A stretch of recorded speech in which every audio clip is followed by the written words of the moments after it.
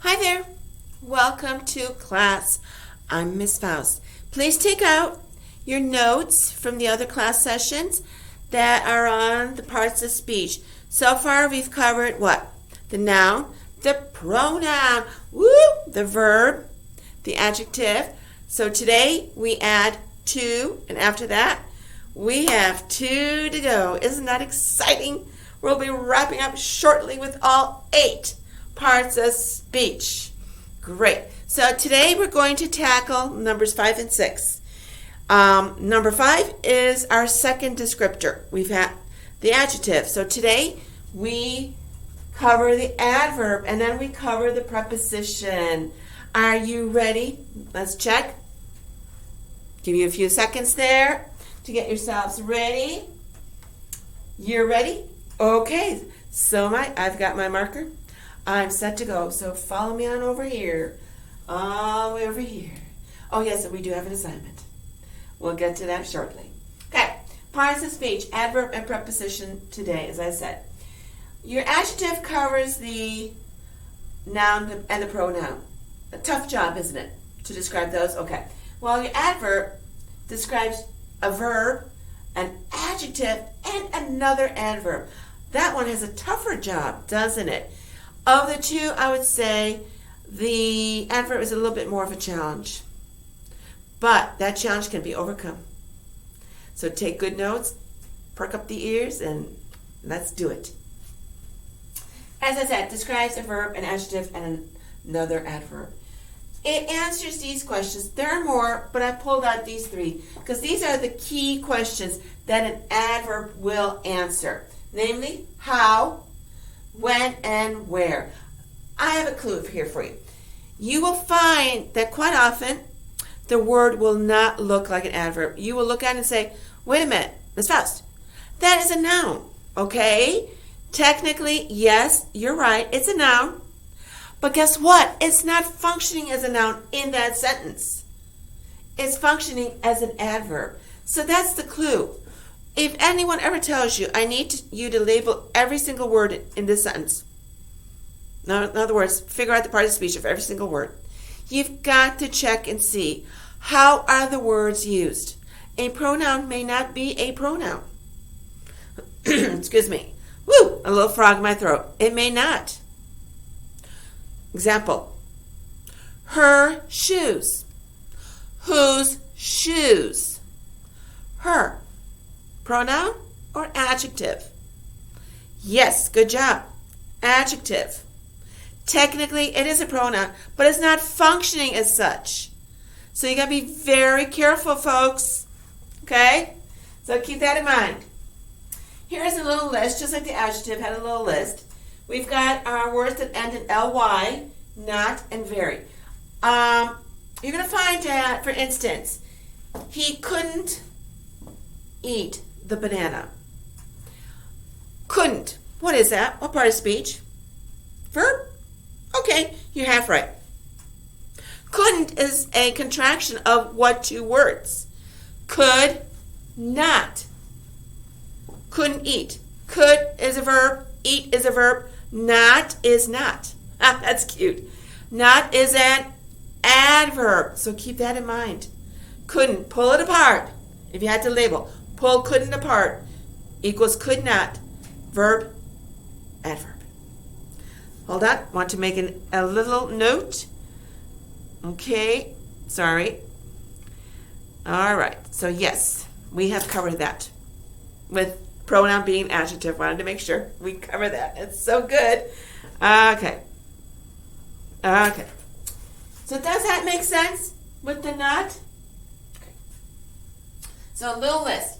Now, with the ly, teachers will always tell you, yes, adverbs are hard to recognize because, again, they don't look like adverbs for some weird reason.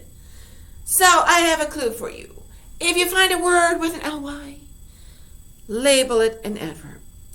Well, yeah. There's a fine print there. Let's not ignore the fine print.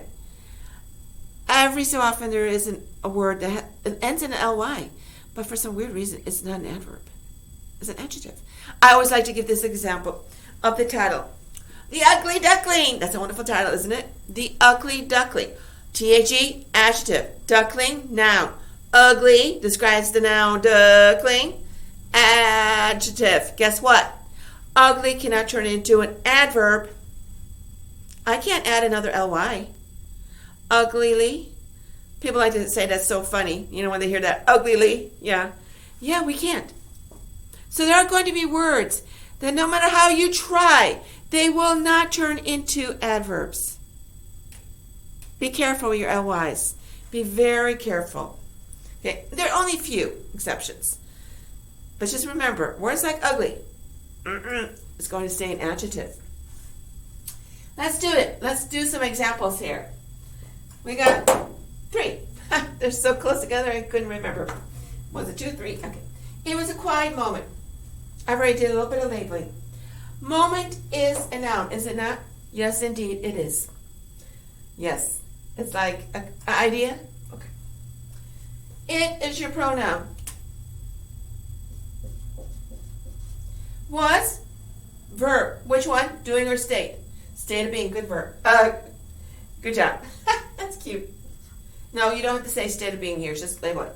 A is what? Adjective. Good job. What does it describe? Yes. So it goes here with those arrows again, right? What about quiet? What kind of a moment is it? A quiet one. So yes, adjective also describes moment. I labeled it for us as an adjective sentence. Okay, that's great. Here we got adjectives. I thought we were doing adverbs. Hold on. They worked quietly. They, again, pronoun. Worked. It's a doing verb. Good job. Quietly. Uh-oh. Ly. It went from quiet to quietly. So, how did they work? Quietly. So yes, quiet is one of those that can change into an adverb by adding an ly to the adjective form, which is quiet. If you put an ly, it turns into an adverb. Very good. So yes, that is why I labeled it an adverb sentence. What does it describe? Let's look at the definition. Verb, adjective, adverb. This is the one adverbs love to, heavy duty one. They'll describe that one. Yes, it's describing worked. Exactly. That's how they worked. Quietly. Good job. Does it make sense? Yes? Okay, let me give you an example. He was very happy. He, pronoun, good. Was, verb, good. Happy. What's that? He, happy. He was very happy. Happy describes he, so it's an adjective. What's very?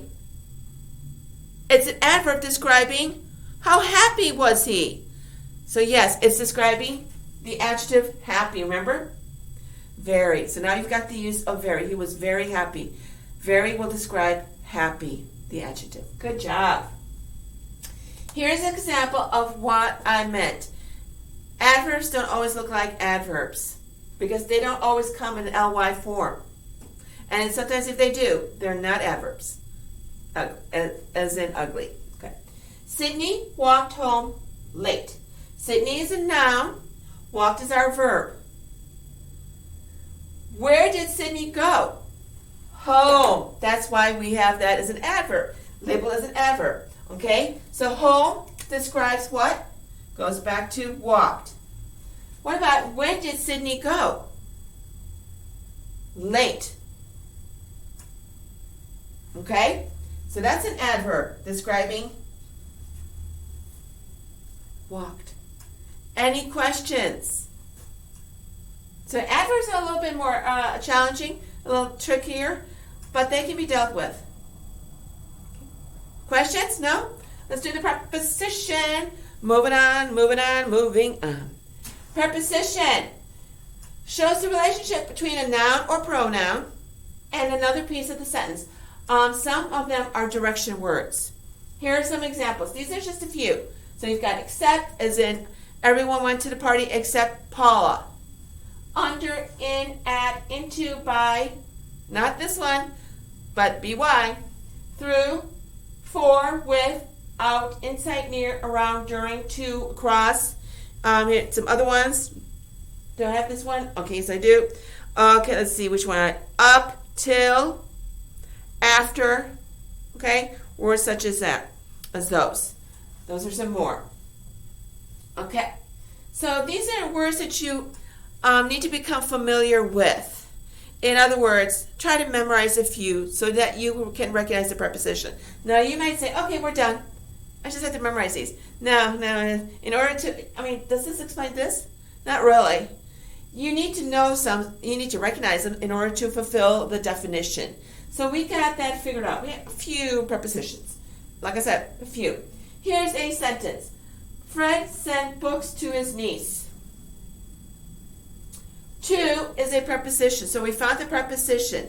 But in order to fulfill this, relationship between a noun or a pronoun, what does it end with? It ends with niece, which is a noun. So to goes to niece. It's what we call a prepositional phrase. Remember, a phrase, 2, 3, 4 words is not a complete thought. So to his niece is not a complete thought. That is a fragment. It is a phrase. Good job. So our phrase goes from to and niece. Okay, not his. His is what? Not a pronoun, but an adjective. Good job. So what this saying is the relationship between a noun or pronoun and another piece of the sentence. So you take this whole piece, and it's showing the relationship from here to this piece of the sentence. Fred sent books. To whom did he send them? To his niece. Okay? So in order to fulfill this definition, you've got to find the preposition. And then you need to find the nearest noun or pronoun. And that's what we call the prepositional phrase. And that whole phrase will connect. But just note, this is not a connector, the preposition. It's one that shows relationship, but connect sounds like a really good word to use. But it's linked to that. It shows relationship. They go together. Okay? So keep that in mind. Another example would be Fred sent books to her. Her is a pronoun. Here's your prepositional phrase. It would go back to here. Now, you might say, whoops, Mark took that off a little bit. Okay, that's great. So let's look at this. We have another word. So does it go all the way down there? Let's check that out. Fred sent books to his niece yesterday. We still have the preposition to. We still have the noun. But what is yesterday? When did he send them? Yesterday. In other words, it's an adverb. No, that is not part of the phrase. It doesn't connect. Has nothing to do with it. You still only do this part. Not that. It is out. You could have another prepositional phrase here, another one there, and another one all the way down, and they'll keep going back to the piece at the beginning. They connect to the piece at the beginning. Okay? Does that make sense? Any questions? The preposition tends to be the difficult one because it's this two-step process. You've got to be able to recognize your prepositions, or at least a few. Think of the moving ones, direction words. Across, next, under, over, to, at, near. Okay, words like that. Through. Not through the ball, but through the peephole. So he saw the little bunny. Okay? So you've got to know that. And then you've got to think about the prepositional phrase so that everything goes together. So this is a toughie, isn't it? Okay, so remember, prepositional phrase. It's not just, I got it, I got the preposition across, we're done. No, where's the end? The end of okay. And then, of course, our adverb. If questions, boy, contact me, please. Here's your assignment. Let's turn to that. Okay, your assignment is to write, number 1, write 2 sentences using 1 adverb in each. Okay, let's see.